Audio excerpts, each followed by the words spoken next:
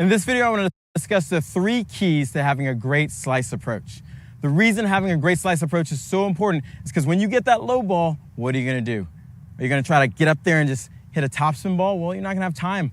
If you don't have a great slice approach, where you're going to be a victim of the passing shot, which will come up next. So make sure you stay tuned to this video, learn what are my 3 keys to having a great slice approach.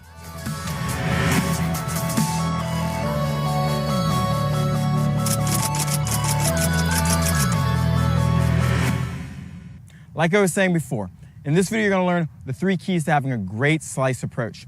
And why is that important again? Well, if you can't hit a great slice approach and you're coming to net, usually the ball is going to set up, giving your opponent another opportunity to pass you. By having a great slice approach, you can keep the ball low and also buy yourself time to get in great position to cover the net. Now let's get to the lesson about what are the 3 things that you need to have a great slice approach. The first thing is preparation. The very first thing we want to do is, as we see that the ball is going to be low and slow, is we want to go into our preparation mode.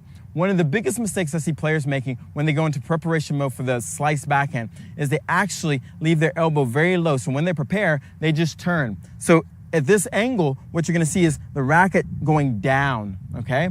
What we want to do is make sure that when we prepare, we're going to pull our elbow up a little bit. So when we go towards the ball, we can pull forward. The biggest thing about the slice approach is that really we're hitting through the ball with a little bit of underspin. The ball's going to have good bite and have the underspin to make sure the ball stays low. The second key to having a great slice approach is making sure as we approach, we're going to be sideways and you have the correct footwork for the contact. Now, when I talk about having the correct footwork is cross behind footwork, meaning that as I hit through, you're going to see that I'm going to cross behind to keep my shoulders sideways. So important that as we're going through the contact, we're crossing behind.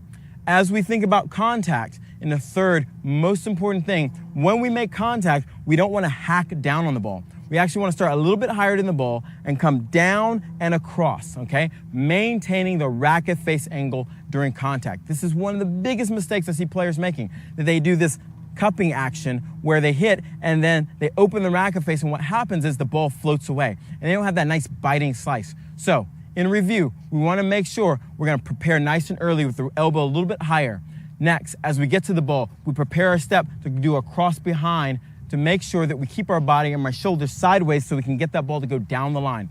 3, at contact, we're going to start slightly higher than the ball, pulling down and across, okay? And to make one note, when I say down and across, I'm not hacking the ball. I'm gently pulling down and across, maintaining the racket face during contact. If you can do all 3 of these, you're going to see a dramatic difference in how much bite and how low your slice stays. Now, after this, quick bonus is making sure that after we finish, boom, we get ready for that volley. Now, in this bonus, where do we want to slice most of the time? I recommend usually slicing down the line, unless you know your opponent has a weaker backhand. The reason I say slicing down the line is it's going to put yourself in the best position to cover the next ball.